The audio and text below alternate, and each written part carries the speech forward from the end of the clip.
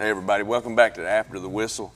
Right now joining us on the Pinnacle Bank Coaches Hotline, we have corner head coach Trent Campbell coming off a big win against Hayden tonight, 56-20. Welcome into the show, Coach. Yes, sir. Thanks for having me on. Well, we're glad to have you, and especially a big win in the region like you had tonight. We were talking before we went on the air, some of the usual suspects were big for you tonight. Yeah, I think the kids really executed well, especially on the offensive side of the ball. Spencer Under had a good night. I believe he ended up with 7 touchdowns in the first half. We went into halftime up 49-12. Had a couple of big mistakes defensively that we've just got to get cleaned up. I'm a little bit disappointed in that, but offensively, felt like every time I got under the tent to be coaching up the defense, the offense was scoring again. Honestly, I didn't see much of them with the ball in their hands. I know we threw it a little bit and got close, and when we got close, Spencer was putting it in for us. Well, that's a good problem to have, huh, Coach? Yeah, he ended up with 167 rushing, and then had an 80-yard kickoff return, so 247 all-purpose, all in the first half. Wow, that's great to hear. But as far as your defensive set goes, you only gave up 20 points, and you said, what was it, 12 at the half? Yes, sir. I know when you're coaching against perfection, you want that 0 on the scoreboard, but it looks like y'all did a great job on that side of the ball tonight as well. Yeah, I had the second half we ran a hot clock, and there wasn't as many plays in the second half, and we had a lot of younger guys in there, and we gave up one in the second half. But in the first half, it's got a few kids that are really excited to play, and defensively, if you try to do somebody else's job, you end up not doing your job, right. and that's what was happening a few times in the first half, and we just got to get that cleaned up. They got to trust each other to do their job, and if they don't, then we have to find somebody that will. But we got some leaders on that side that are really pulling their weight, but trying to pull too much weight. And, right, trying to do too much. We just got to fix that. Yes. Yeah, when you've got an assignment, it's when you overplay. Sometimes that's worse than staying home for sure. Yeah, you can get away sometimes offensively, especially on the backside of a play, not necessarily doing your job, but defensively, if you don't do your job, then they find you. That's right. So, Coach, I know the last few games it seems like Unruh has had those big fourth quarters, but he also did it in the first. What do you credit that I guess he never wears out is the way I would word it. Would you say that's true? Yeah, it's an incredible work ethic. I mean, the kid works as hard as any I've ever coached. In the off season, during season, I mean, he's 24/7 football, and I'm really proud of him. And y'all see the results of that. And he's been that way since he got on campus. And he's never really changed. He's only intensified his really. It's a passion for the game. It's a passion for running the football. I can remember him as a freshman being adamant with us as a coaching staff that he was a running back, and he sort of forced his way into that. Like, I'm a running back. We were playing around with trying to play him at linebacker a little bit as a freshman, and I remember him trying to have some tough conversations with us as a coaching staff, saying like, I'm a running back, and so you see that on Friday nights now. That's a whole lot of years of a whole lot of hard work that are paying off for him.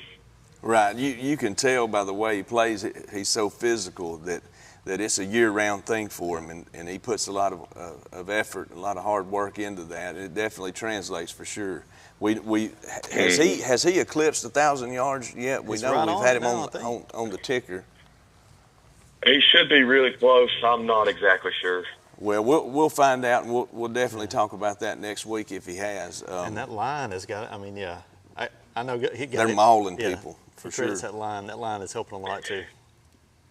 I feel like they get better every single week. Probably earlier in the season, we were a little bit disappointed in some of the productivity we had out of those guys, but I do feel like they've really come together. One of the coolest things about our offensive line is I think they like each other. And you see them, you sort of catch them hanging out with one another. You see them at events sitting together, like at the lunch table. You see them sitting together, and that's really cool. They've really come together this year, and hopefully that continues. I'm proud of them.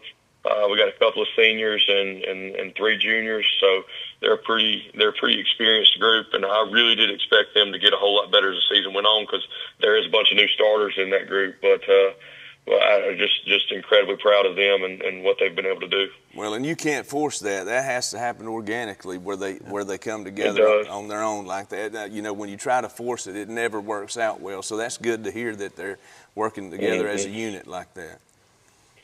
Yes, yeah. We joked around as a coaching staff. We had a little event at a church last night, and we joked around as a coaching staff that they all, like, we love them to death, but they're kind of weird when they get together, and they're all weird together and sort of joking around, and they have their own little personalities, but it's just really cool to see them come together like they have. Yeah, as long as they're weird as a team, you can build on that. Absolutely, absolutely. So how's the region race stack up heading down the home stretch here, Coach? We've got John Carroll next week. We're sitting at 3-1. I think Carver won tonight, so they've got 1 loss. Briarwood's got 1 loss, and Ramsey's got 1 loss. So we've got. I don't think Ramsey played tonight, so we've got Carver and John Carroll. The benefit that we have, if we're looking at everything correctly, if we can win out, like we'll have to. We've got 2 big games left. John Carroll's a pretty good football program, and Carver's playing really well. So we are in the position of controlling our own destiny. If we can win those 2 football games, we will be the 1 seed out of the region. If we slip up, who knows where we land? We probably end up at the 3 or the 4. I don't think there's any. I don't foresee there being any way we end up at the 2 seed. So we either got to win it to host in the first round, or we're going to end up on the road in the first round. So we're going to take it one at a time. But John Carroll next week is a big one, and then we can set ourselves up for it ends up being very similar to last year with a region championship on the line, playing Carver in that last week of region play. Right, and it's good that you control your own destiny. I know Coach Mara over there at John Carroll. He's a good coach. He was a GA for us when I was on Coach Musso's staff over there years ago, and he's worked his way up from the bottom. So he'll have them ready. But it's good that you've got that in front of you, and you can kind of control your own destiny. You can't ask for a better situation than that. No, after that early loss to Ramsey, we weren't in control of it. Briarwood sort of had taken control of the situation because Briarwood beat Ramsey early in the season, right. And then going over to Briarwood and winning that one, that was huge. I mean, that put us right back in the driver's seat because, it looks like it could end up being a 3-way tie if we can win out, and so that 3-way tiebreaker is going to go down to your out-of-region wins and how many wins they have. And so scheduling Winfield and Dora and Jacksonville out of region, having those, and we'll have Springville at the end of the year. Right. But having those wins right now, it looks like we've got more in that category than either Briarwood or Ramsey could accumulate. Y'all should definitely have the edge in that, and that's good scheduling and things working out your way. But those are decent opponents to play outside of region, and to get wins like that over good teams, quality teams, you definitely deserve the nod if it comes down to the tiebreaker like that. Yeah, and we've got a lot to do.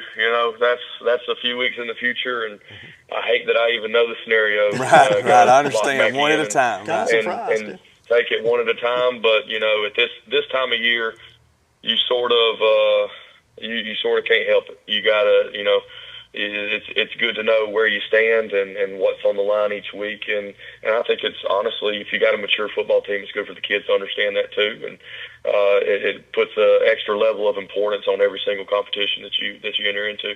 Absolutely. And now with social media and everything, you can only hide so much from the kids. They're going to know anyway. So it's best to just be honest and upfront with them because, it's better to come from the head coach than from some random person out in public. No, absolutely. Absolutely. You're right. But we appreciate you joining us, Coach, and we look forward to speaking to you in the future, and especially when playoffs kick off, and wish you all the best next week at John Carroll. And we'll check back in with you, and we'll find out if Spencer hit the 1,000-yard mark. Yes, sir. Thank y'all so much for having me. Appreciate you, Thanks, Coach. Coach.